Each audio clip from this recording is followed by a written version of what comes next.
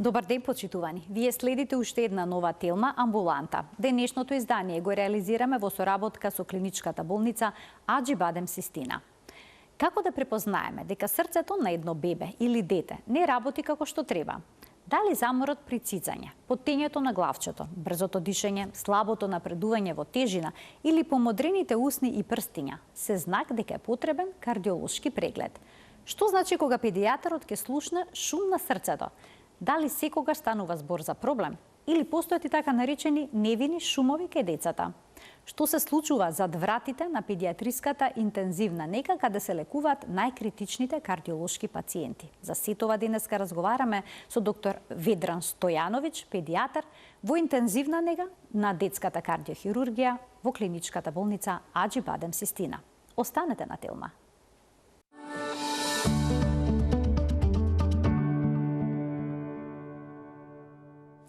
За срцевите заболувања кај бебињата и децата, од раното препознавање до интензивната нега, денеска разговараме со доктор Ведран Стојановиќ, педијатар во интензивната нега на детската кардиохирургија во клиничката болница Аџи-Бадем Систина. Докторе, добре ни дојдовте во телма Амбуланта и добар ден. Добро ве најдов и благодарам за поканата.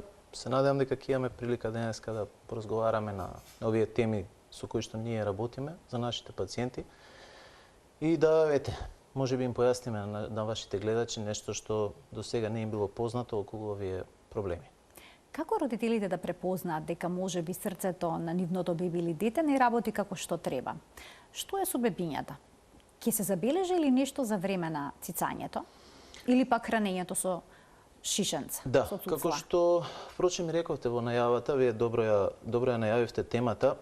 Еден од првите знаци кои што мајката најчесто му го кажува на матичниот лекар или на низиниот лекар, кога доаѓа за бебето, е дека послабо пие, се заморува. Тоа е еден од главните да речам жалби, е дека се заморува при цицањето, му треба повеќе време да го испие шишето или да се нахрани од дојката на мајката, дека се поти додека јаде. Сите овие, да кажам, анамнестички податоци кои што ви ги дава родителот, треба да бидат одреден аларм кај лекарот дека може да биде и друга причина, но дека може да биде причина и конгенитална аномалија на срцето, која што може да ги предизвикува овие проблеми кај детето. Добро е за кај децата кои што ги имаат овие симптоми, послабо напредуваат, се заморуваат, значи при цицање, да може би бидат преупатени од страна на матичниот педијатар кон детски кардиолог кој што треба да направи евалуација. Сега понатаму што значи евалуација? Евалуација во овој случај би била секако нормално еден основен педијатриски преглед, ЕКГ запис, но и ехокардиографија, која што е златен стандард за дијагностика на овој тип на заболување. Тоа е неинвазивна, односно безболна метода, не го угрозува пациентот и е комплетно безбедна за бебето, а може многу да ви каже. Може многу да ви каже и да направи дистинкција дали постои или не постои срцев проблем. Не постои долна граница на возраст во која што можете да ја правите, значи се прави уште од првиот ден од раѓањето и на тој начин се диагностицираат овој тип на мајка. Докторе, кога споменувате потење на главчето кај бебето, тоа е симптом што многу често ги плаши родителите откако ќе го прочитаат или ќе го слушнаат овој податок, бидејќи бебињата се потат во главчето понекогаш. Како е тоа потење? Дали е специфично? Па знаете како, тоа е потење кое што буквално може да биде да ви каже мајката дека е влажна перницата на која што лежи бебето, нели? Дека и е потење кое што е особено манифестирано при напор, а за бебето напорот е цицањето, нели? Цицањето без оглед дали тоа од шише или од бебето се дои. Така да, но нормално има бебиња кои што се потат, едноставно тоа им е склоноста, немаат никаков проблем од овој тип.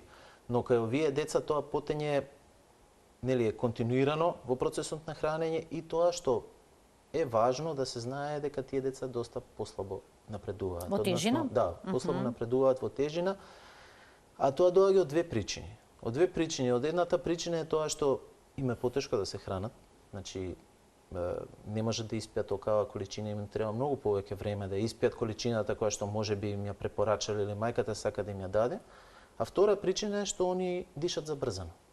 И со самото забрзано дишење тие трошат одредена количина на енергија, која што исто така нели е губиток, они имаат помал внес и поголем на некој начин губиток на енергија, и на тоа се едни од причините зашто тие бебиња обично заостануваат на таа крива на раст кога ги споредувате со нивни врсници кои што немаат, да речеме, таков проблем.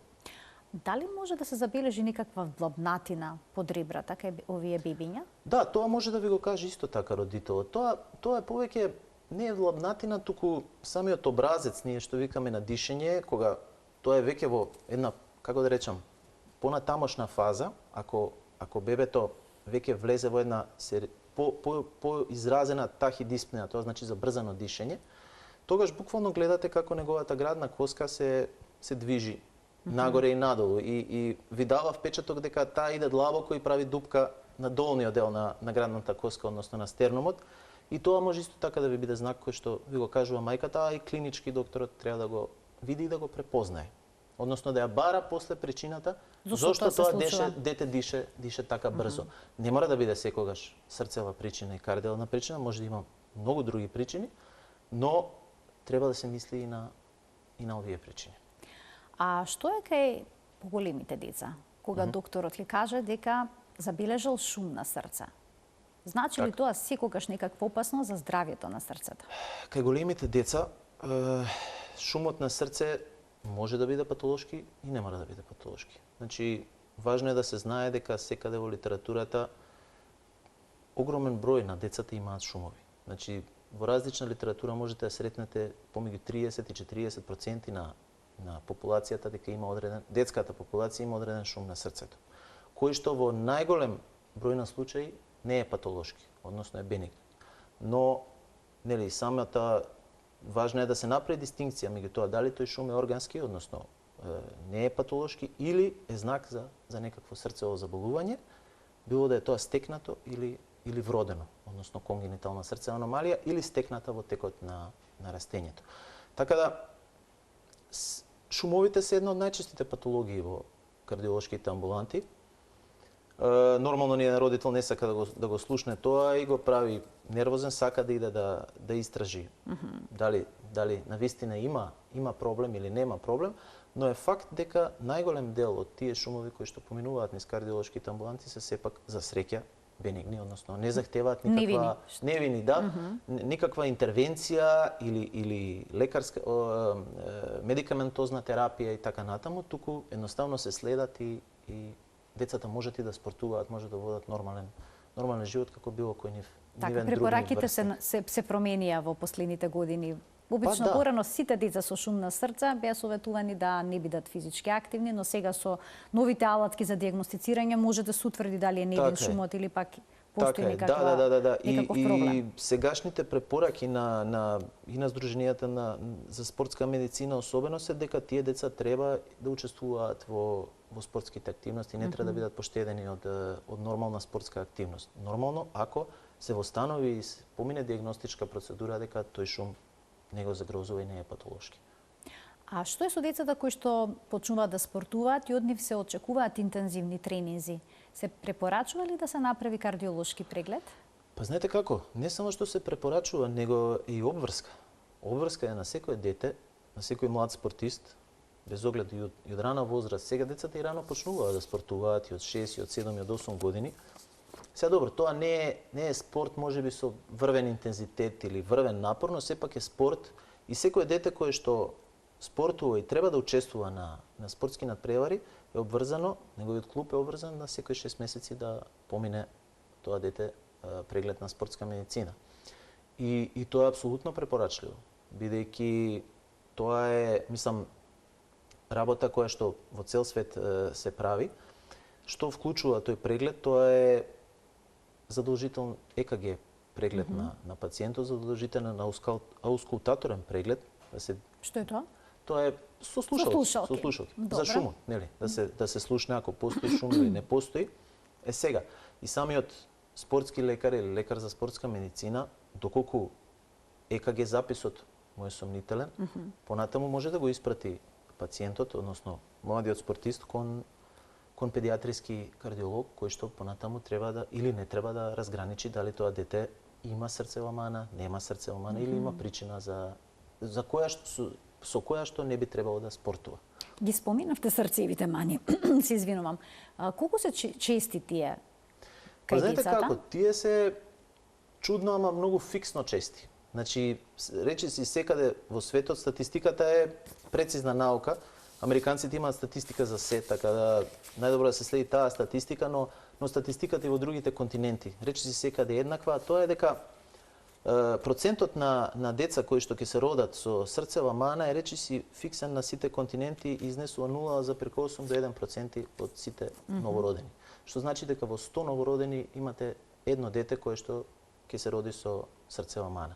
Сега, не се сите срцеви мани исти, немаат иста тежина и не захтеваат ист третман. Нека секоја од тие мани е третманот инвазивен, хируршки и така натаму. Но сепак, едно од 100 деца ќе се роди со срцева мана, што значи со овој тренд на раѓање во Македонија, например, кој што за жал е многу намален бројот на раѓања и секоја нова година тој број на раѓања се помал и помал.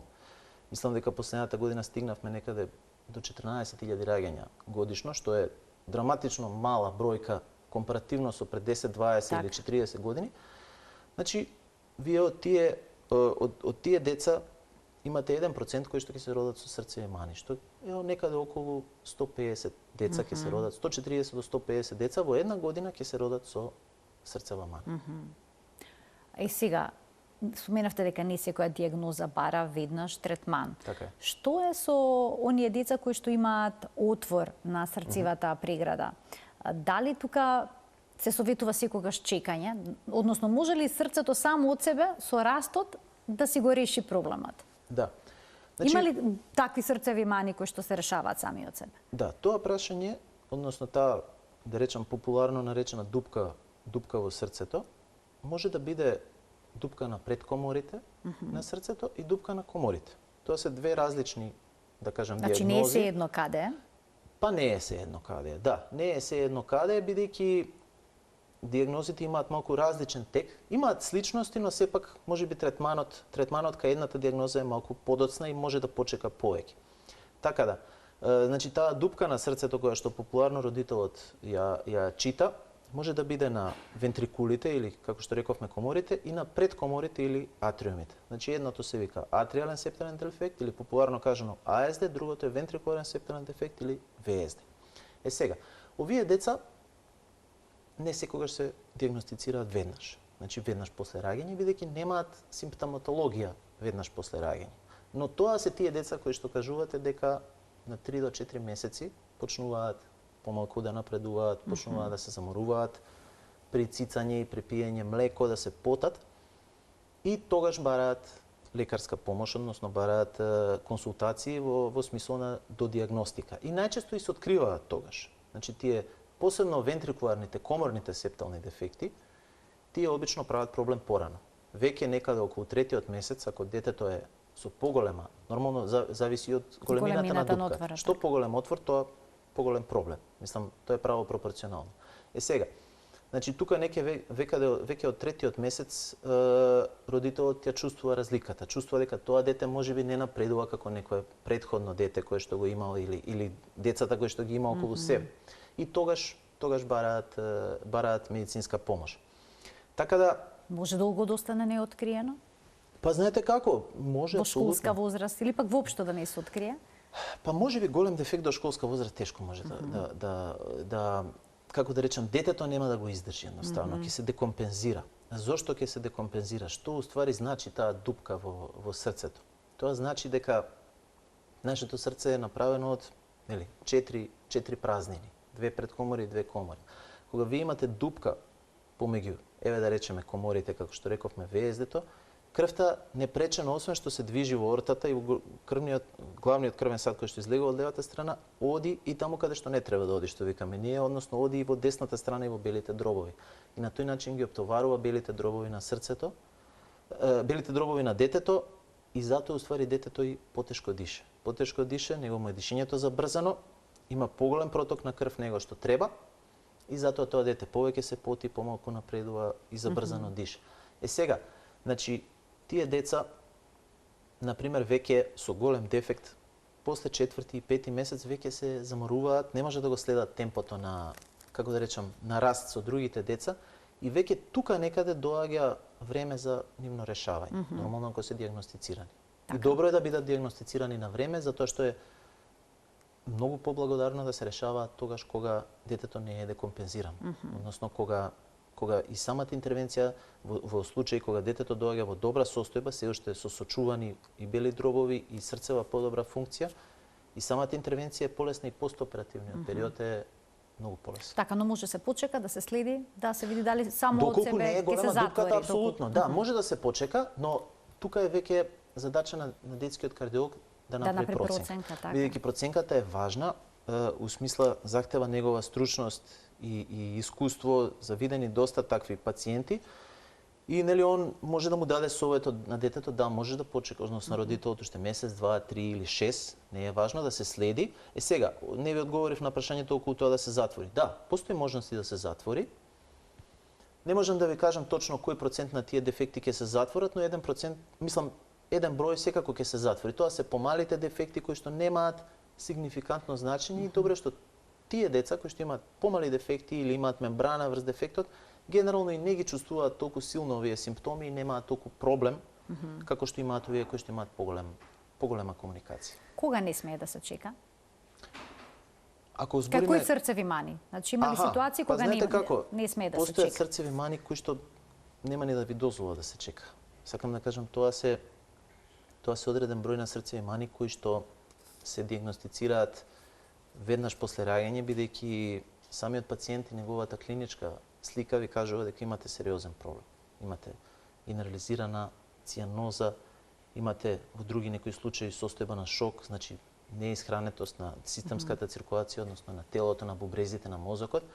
И тука нема чекање. Тука тоа дете често пати, што е добро, може би ќе зборуваме и за тоа понатаму, некои од тие посериозни дијагнози пренатално се гледаат од страна на гинеколозите. На ехо додека бебето се уште во стомакот на мајката. Да. Колку најрано тоа може да се види? Видете, може да се види и порано, но генерално тој скрининг се прави помеѓу 18 и 22 гестацијска недела на бременост.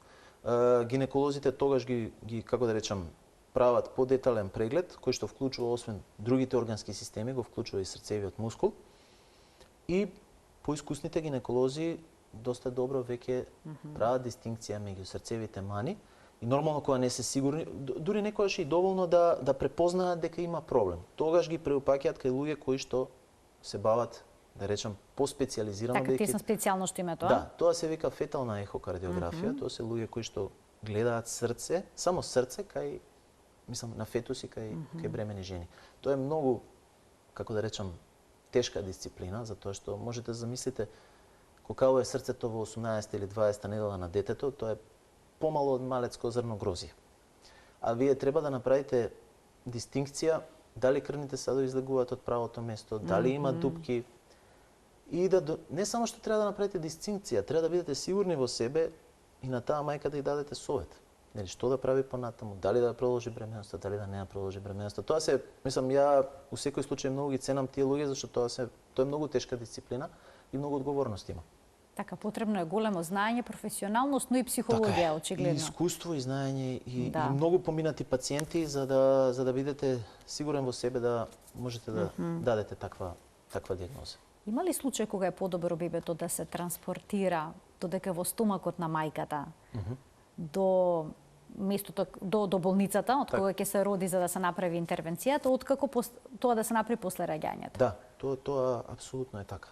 Тоа апсолутно е така и тоа важи за комплексните кардиопатии или комплексните вродени срцеви мани, кои што, да речеме, хипопластично лево срце, трункус артериозус, тоа се крајно комплексни срцеви мани кои што немаат време за чекање после раѓање. И тогаш е добро да бидете координирани, у смисла да кога веќе тој пациент е дијагностициран, односно феталната ехокардиографија покажала дека постои таков тип на проблем кај трудницата, односно кај плодот, да таа трудница се испрати да се пораѓа во центарот каде што понатаму бебето ќе го продолжи лекувањето. Односно ќе продолжи со било оперативен или катеризационен третман, Затоа што пред се за безбедноста на бебето е многу побезбедно, бидејќи транспортот на така тешко бебе е ризик за бебето. Така, што значи се транспортира медицински транспорт на бебе кое што тежи едва 2 килограми, а е на респиратор? Кој се треба да биде во возилото?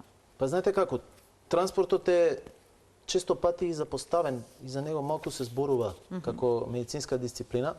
Ја имав среќа да на претходни места каде што сум работел да имам директни средби со колеги кои што доаѓале од Британија, од Америка. Во големите држави постојат луѓе кои што не работат ништо друго, само медицински транспорт. Да, имав една колешка од Манчестер која што работеше исклучиво медицински транспорт на критични бебиња и деца. И значи сакам да ви кажам, тоа е наука сама за себе. Мислам и таму секогаш можете да се надоградувате и да се надополнувате. А тоа е тешка дисциплина затоа што има многу ризици. Сега одреден број на ризици вие морате и треба да ги предвидите, да бидете спремен и со знаење, но и со апаратура, опрема, лекови и така натаму, односно да направите добра подготовка пред воопшто да тргнете.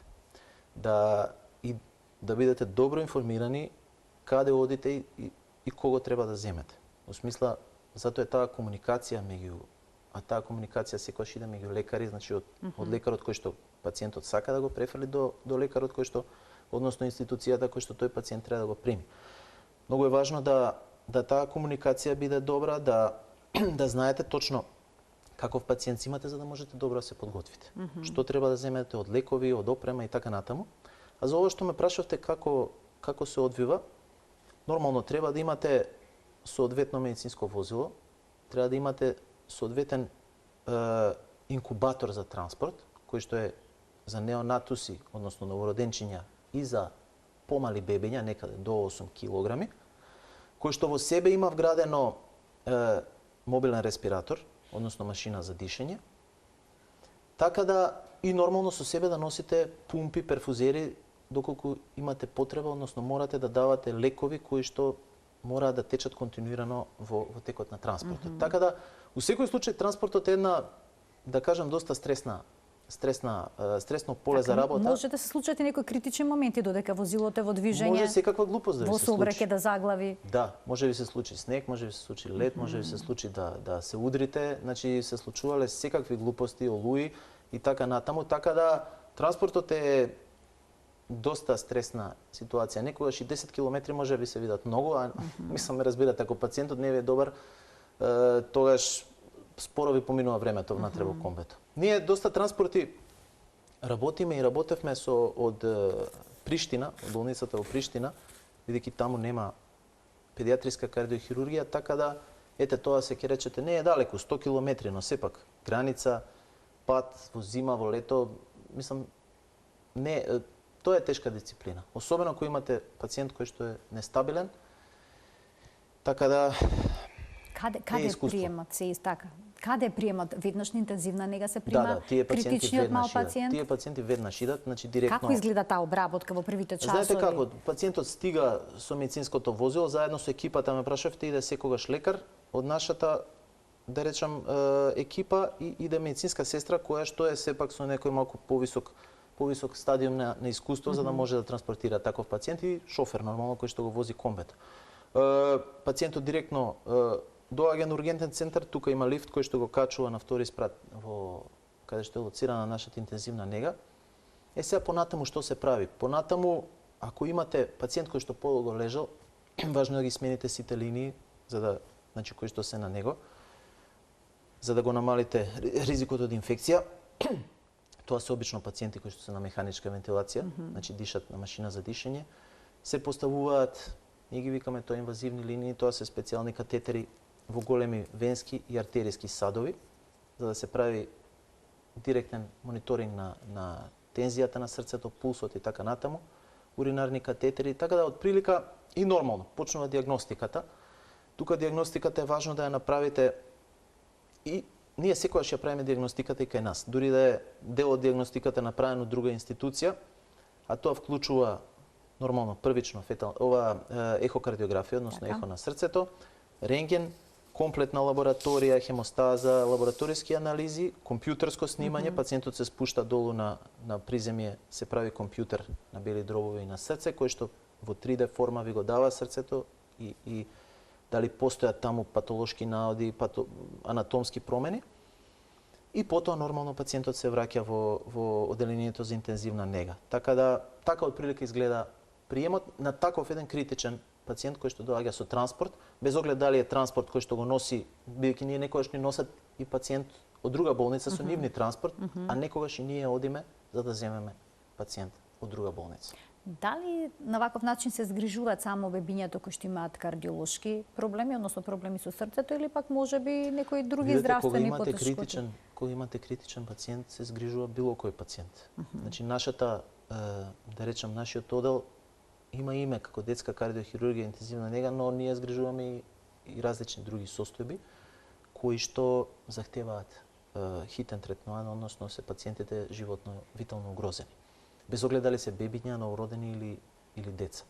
А тоа вклучува многу широк, да кажам, диапазон на патологии. Тоа се и повреди, тоа се трауми, неврохируршки пациенти, хируршки пациенти од абдоминална, нефролошка природа. Примаме, за жал, и малигни пациенти. Мислам, за жал за пациентите, инаку тоа се исто така чести пациенти наши, бидејќи децата со малигни болести често имаат изливи, плеврални изливи, изливи околу срцето, кои што доаѓаат на нашиот одел за тие изливи се пунктираат, се поставуваат дренови или дури некогаш и хируршки се отвара градниот кош за да се евакуира големиот излив околу срцето, кој што кога ќе дојде дете со такви големи изливи, една од првите работи на кои што треба да се мисли е малигнитет, особено поголемо дете на 5-6 години. Дури некогаш и кога луѓето појма немаат, мислам, немаат никаква свесност дека може да биде таква работа. Така да имаме и такви пациенти, така да мислам примаме различни типови на пациенти и изгрижуваме, иако основата на нашето оделение се кардиохирургијата и проблемите со срцето на децата, но имаме и вакви пациенти и исто да не ги заборавам, примаме и доста ни испраќаат пациенти со критични аритмии. Аритмии се нарушена работа на срцето, односно, нели, што би рекле народски прескокнување на срцето и така, но постојат различни типови на аритмии кои што се како да речам, варираат во клиничката слика, но тие критични аритмии кои што се и животно загрозувачки, тие често пати имаат индикација да дојдат и да бидат примени се додека срцевиот ритам не се врати во нормала. А тоа може да биде и бебе, ама може да биде и дете од 5, 10 или 15 години. Така да тоа се исто така тешки пациенти кои што мора да бидат згрижени на вистински начин затоа што е тоа витална индикација. Докторе, дали се тоа бара долги хоспитализации? Па знаете како? Има хоспитализации кои што се многу долги. Тоа особено важи за овие тешки мани кои што ви ги кажав, кои што се диагностицираат уште ин утеро, односно во стомакот на мајката, и тие мани кои што важат за најкомплексни мани. Тие некогаш лежат подолго, бидејќи некогаш поминуваат и повеќе хируршки интервенции во текот на таа хоспитализација. Сега, значи кај овие, пак ќе речам, условно кажано полесни срцеви мани, како што се маните со дупка, односно вентрикуларниот септален дефект и атриалниот септален дефект, кога пациентот доаѓа во добра кондиција, кога е диагностициран на време, третиран како што треба од страна на неговиот лекар и неговата фамилија, кога ќе се направи хируршката интервенција, пациентот за 7 до 10 дена си оде дома. Што мислам дека е одлично време. Се отвара градниот кош? Да, со класична операција на срцето. Што мислам дека е одлично време, бидејќи некогаш и за, како да речем, вака условно кажам, многу помала работа, повеќе време седат во болница. Некогаш и самите фамилии се изненадени, но тоа кажувам кога се оди така како што сакаме и ние и како што сака и пациентот, односно фамилијата. Така и дај Боже да се почесто и почесто така, не е секогаш така, но кога работите одат како што треба, барем за тие диагнози од прилика прозорецот на престој во болница ретко кога е повеќе од 10 дена. А и светскиот стандард кажува дека треба да бидете тука некаде околу 7 до 8 дена во големите болници во Америка, во Британија, од прилика толку престојуваат. И секогаш е добро да ви бидат пример такви, да речем, институции, односно да се обидувате да го стигнете тој стандард. Како изгледа едно дете после една тешка кардиохирушка операција, која што е сместено на оделот за педиатриска интензивна нега? Па како изгледа? Сигурно е Знаете шокантно како? за родителите кои ќе видат многу изгледа. цевчиња, Непријатно изгледа за некој кој што не видел. монитори. Да, дефинитивно изгледа многу непријатно. И ја барем лично се обидувам на родителите да им го кажам тоа од напред. Затоа што сум приметил, еве јас сум 11-та година во ова, сум приметил кога ќе ги припремите од напред, кога ќе им објасните и кога барем ќе се обидете да им ја доловите таа слика, иако они не може да ја разберат од напред таа слика, дека потоа им е барем за нијанса полесно, бидејќи се спремни и помал е шокот кога ќе дојдат прв пат на дента на операцијата или утредента да го видат. Мислам дека е помал шокот затоа што на некој начин се подготвени за тоа што ќе го видат. За среќа пак ќе кажам, да, кога ќе дојдат прв пат на него има многу работи, тоа се дренови, тоа се инвазивни линии, детето дише на машина за дишење и така натаму. Но ако работите одат во правец во кој што сакаме да одат и како што треба, за среќа тие работи брзо се отстрануваат од пациентот, штом не се веќе неопходни и за нашата работа и за безбедноста на пациентот. Така да, сакам да кажам, многу е важно и на родителите да им се пристапи човечки, Да се разговара со нив, да се посвети време, бидејќи на тој начин, како да речем, наша должност е да се обидеме да им ја намалиме стресната ситуација која они секако ќе мора да ја истрпат и да поминат низ неа, ама е сепак добро да им се пристапи, да им се објаснат работите, да им се кажат и ризиците, секогаш е добро да им се кажат ризиците. Не е добро да им се ставаат розови очила, у смисла дека нели се ќе биде супер и се ќе помине вака. Не, да им се каже реалната слика, да бидат подготвени и спремни, ама и да им се пружи одредена психолошка поддршка. И пред, и за време, но и после, кога доаѓаат на тие посети, затоа што, нели, пак ќе речам, ја и не секојаш им кажам, нив им е најтешко. Они треба да го гледаат тоа, они треба да поминуваат низ тоа кое што треба да трае, некогаш и многу долго трае, но затоа од наша страна важно да бидеме искрени со нив, да им кажеме и кој има нешто лошо и кој има добро, затоа што тоа е единствен начин, како да речам, за да имаме доверба меѓу себе. Така да се изгради довербата, Да. што е многу клучно. А кога родителите, мајката или таткото можат да го земат детето во раца? И колку е важен тој контакт, па и детето да го слушне гласот на мајката? Да. Па знаете како? На таткото. Штом дозволува состојбата. Штом дозволува состојбата, ние им дозволуваме да, нели, и да ги допираат, и да им зборуваат, и да ги, како да речам, ако има можност и да ги земат. Штом се ослободат барем од оперативните дренови кои што најчесто се вадат трети, четврти ден. Така да тоа е важно и тоа во секој случај позитивно им дава и на родителите одредена, да речем, психолошка потпора, особено на мајките која ќе видат дека детето нив им е главна секогаш мисла и прво прашање дали се разбуди. Дали ќе се разбуди уопште, дали ќе оствари контакт, дали ќе прозбори и така натаму. Така да си има тука многу тежина низ кои што поминуваат овие фамилии, ја тоа апсолутно го разбирам и така да штом дозволува општата состојба на пациентот, ние им дозволуваме да да направат интеракција со него, а кај овие полесни пациенти што ви ги спомнав, па тие некогаш и на четврти, пети ден и веќе одат во соба со мајка. Бидејќи кај нас, знаете, кога ќе заврши интензивното лекување, секогаш кога пациентот таму лежи сам, односно детето, тогаш го префрламе во соба со мајка или татко, ако нели во некој случај и татковци лежат, но не е ни тоа важно, уште неколку денови за да направат повторна реадаптација. Знаете, што обично интересно е, мајката се плаши од детето кога ќе дојде во соба со него. Се плаши, мислам, се плаши у смисла да не му направи штета, ме разбирате, затоа што нели отворен граден кош и така натаму, она се плаши некојаш и да го крене, се плаши да го допре. Посигурно е кога во интензивна нега предпоставам. Со идеја дека она ќе му направи штета, што уствари нема да му направи, но тоа е страв. Мислам и тоа е нормална психолошка веројатно реакција која што за среќа се надминува во текот на следните денови и затоа и ги држиме одредено време после тоа заедно мајката и детето, нели, за да се направи таа реадаптација, за да и мајката повторно се како да речам, се зближи со своето дете, а и детето да се адаптира, особено ако подолго време поминала во интензивна нега. Така да тоа е малце оној друг, како да речам, не толку медицински можеби дел од цела оваа приказна, поише некоја психолошки но исклучително важен сегмент во целиот процес. Па се слагам дека е важен и веројатно треба за него малку повеќе се зборува и да се размислува. Докторе, како се менаџира болката кај децата во интензивна нега, кои што не знаат да кажат што ги боли? Така е. И колку е интензивна болката? Болката е сигурно доста интензивна. Тоа убаво кажате, еден дел од нив не знаат да кажат, односно вие маливе бебињата не може да ви кажат, ама па ви покажуваат индиректно.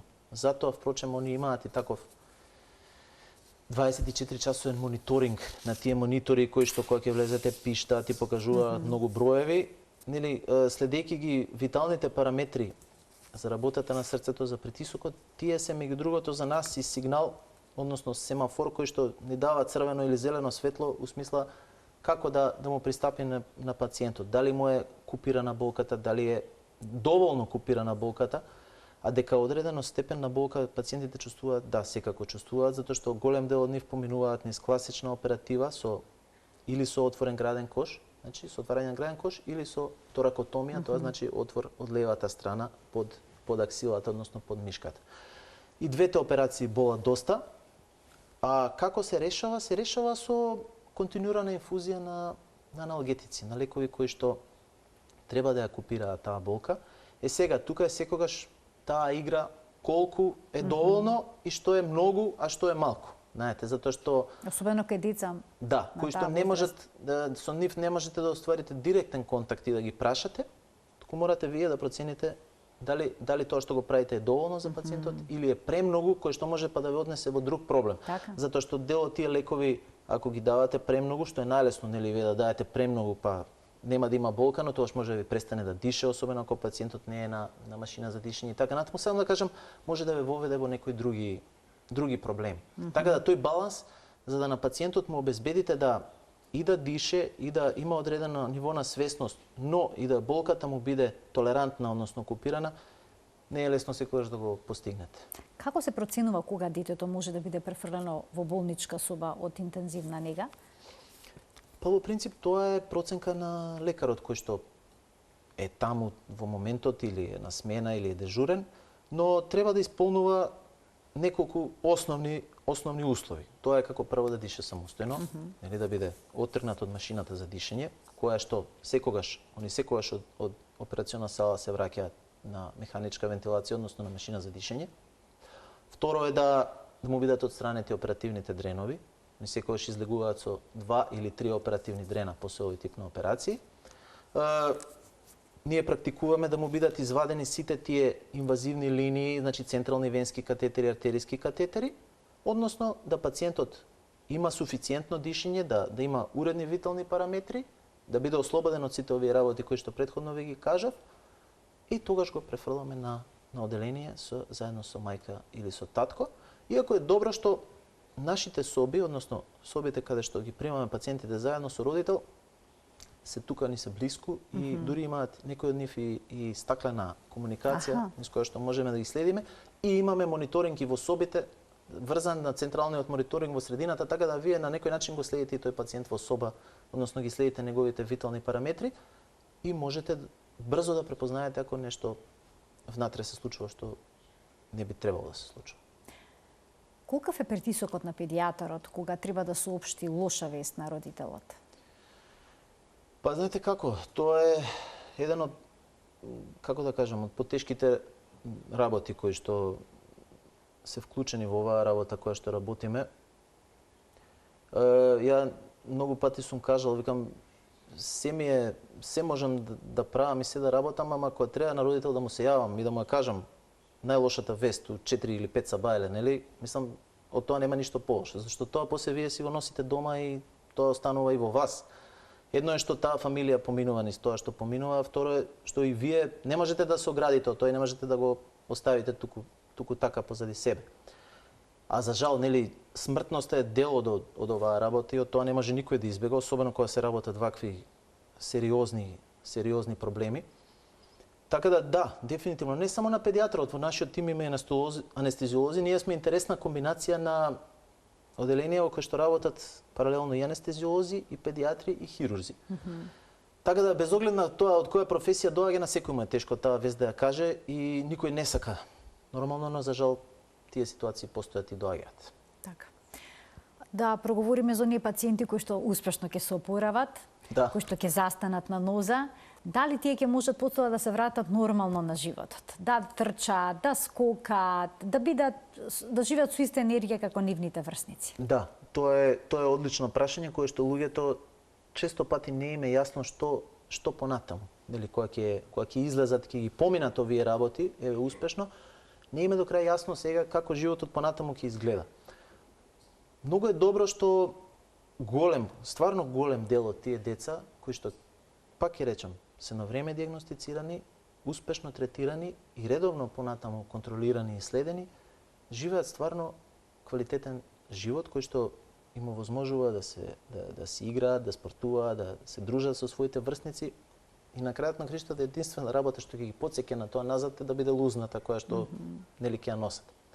Така да голем дел од овие деца се активни учесници во општеството и не се, како да речам, нивниот квалитет на живот не е намален. Нормално дека овие најтешки мани, кои што тие најтешки мани поминуваат низ 3 или 4 операции во текот на животот, тие не можат да го следат тоа темпо. Не може да се бават со спорт, не може да бидат на тој начин активни, но за среќа тој дел на мани зазема помал процентот од вкупниот број на деца. Сите овие деца кои што ги имаат овие, да речам условно кажано, полесни срцеви мани и ќе бидат третирани на време и соодветно живеат понатаму еден живот кој што често и без никаква медицинска терапија. Значи, они после одредено време се ослободуваат и од лековите кои што, например, 3 до 6 месеци после интервенција ги пијат и добар дел од нив понатаму веќе не ни пие лекови. Така да, сакам да кажам, тоа е барем многу убаво кога ќе видите израснати млади деца студенти кои што мислам доаѓаат на пример кај нивниот кардиолог да се следи, а полузната ќе познаете дека како бебиња или мали деца поминале низ таков тип на интервенции. Полузната споменавте?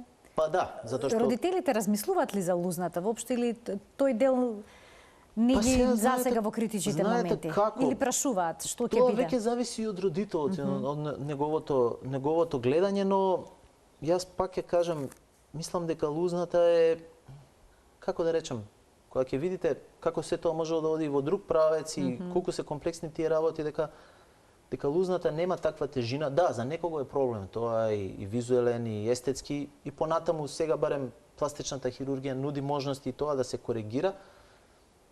Така да има начини како тоа да се реши и кај тие кои што, да речам, тоа има поголем психолошки проблем. Но мислам дека голем број на деца и на фамилии, како да речам, лузната им станува составен дел на нивното препознавање, на нивниот изглед и не ја сваќаат на тој начин како нешто негативно, него напротив, може како тоа ги прави похрабри и поинакви од другите, така да поминале низ нешто што е стварно многу тешко и стварно се похрабри.